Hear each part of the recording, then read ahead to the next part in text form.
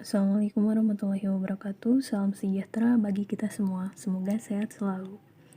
Pada hari ini, saya akan menayangkan hasil presentasi yang telah saya buat dengan tema tahapan pengembangan pengalaman belajar, strategi, dan metode pembelajaran.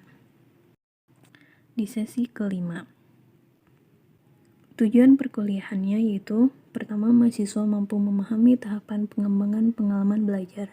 Yang kedua, mahasiswa mampu memahami tahapan pengembangan strategi pembelajaran. Yang ketiga, mahasiswa mampu memahami tahapan pengembangan metode pembelajaran.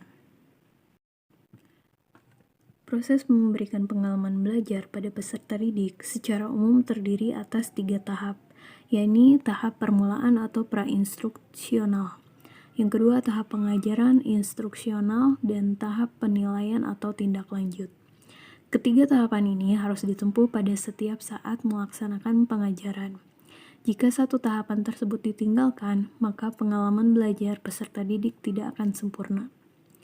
Tahapan pra-instruksional adalah tahapan yang ditempuh guru pada saat ia memulai proses belajar dan mengajar. Beberapa kegiatan yang dapat dilakukan oleh guru atau oleh peserta didik pada tahapan ini diantaranya yaitu guru menanyakan kehadiran peserta didik dan mencatat yang tidak hadir. Kehadiran peserta didik dapat dijadikan salah satu tolak ukur kemampuan guru mengajar. Tidak selalu ketidakhadiran peserta didik disebabkan kondisi peserta didik yang bersangkutan, di antaranya sakit, malas, bolos, dan lain-lain.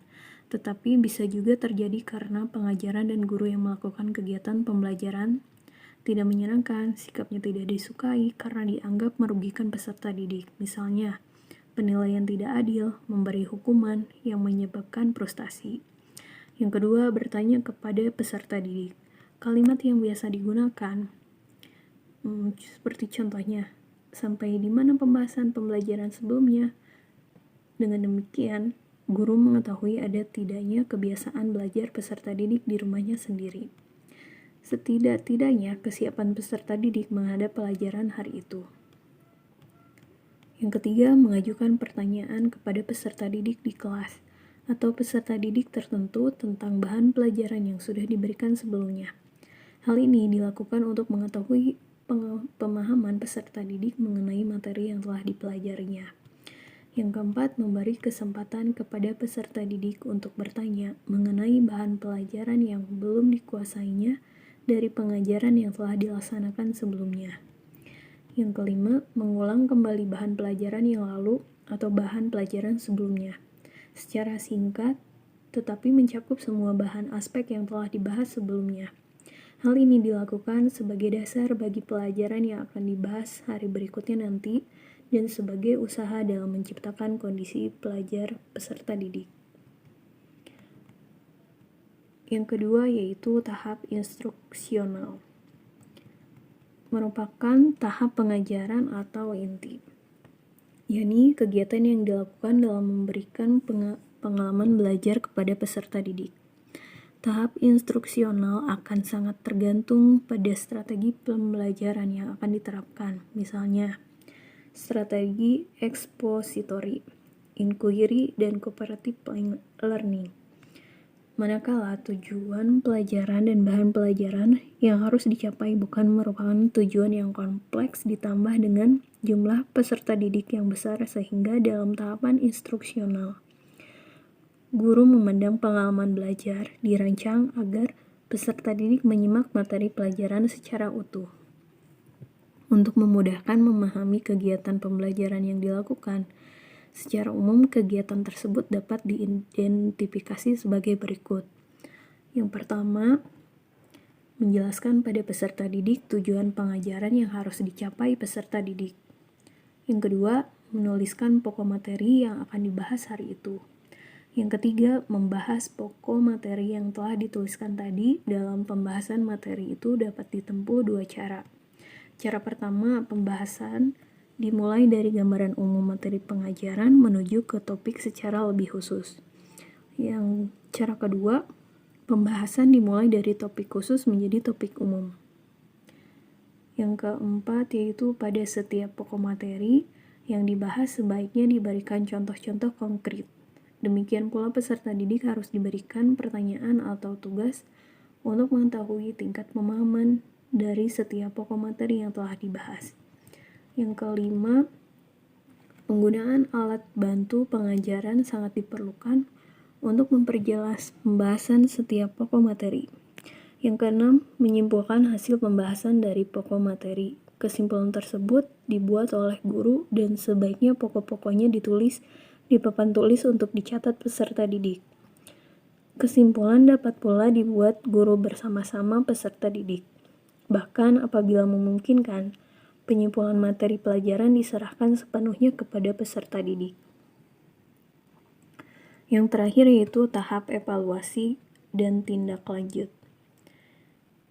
Tahapan yang ketiga atau yang terakhir dari strategi menggunakan model mengajar adalah tahap evaluasi atau penilaian dan tindak lanjut dalam kegiatan pembelajaran. Tujuan tahapan ini ialah untuk mengetahui tingkat keberhasilan dari tahapan kedua, yaitu instruksional. Ketiga tahap yang telah dibahas di atas merupakan satu rangkaian kegiatan yang terpadu, tidak terpisahkan antara satu sama lain. Guru dituntut untuk mampu dan dapat mengatur waktu dan kegiatan secara fleksibel, sehingga ketiga rangkaian tersebut diterima oleh peserta didik secara utuh.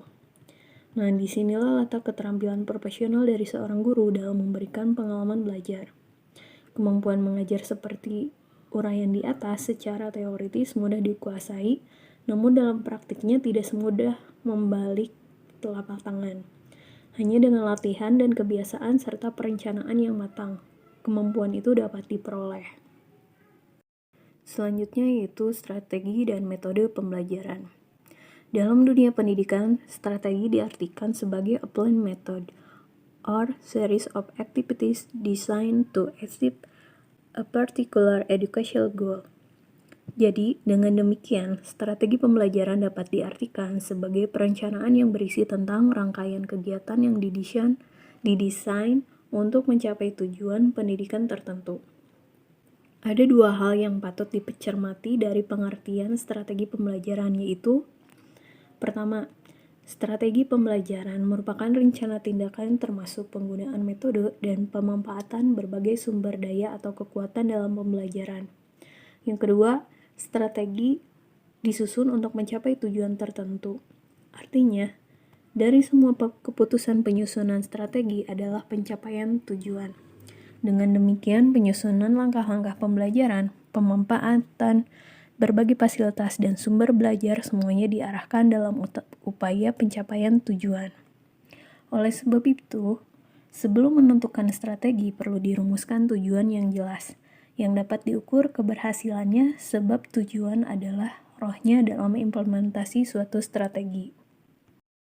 Belajar secara umum dapat diartikan sebagai perubahan.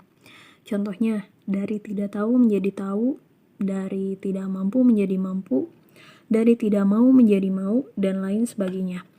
Namun demikian, tidak semua perubahan pasti merupakan peristiwa belajar. Sedangkan yang dimaksud perubahan dalam belajar adalah perubahan yang relatif, konstan, dan berbekas. Sama halnya dengan pengalaman belajar, di mana seperti kata pepatah yang sering kita dengar dalam dunia pendidikan bahwa pengalaman adalah guru yang paling baik. Dalam hal ini, pengalaman-pengalaman yang sering kita lalui dapat memberikan dan mengajarkan kita hal-hal yang berarti dalam hidup. Pengalaman belajar siswa ditunjang dengan adanya teknologi.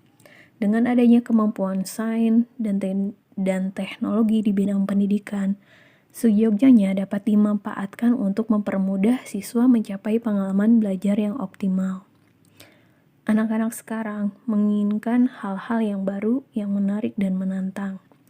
Demikian juga saat mengikuti pembelajaran di sekolah, mereka ingin pembaruan dalam pembelajaran.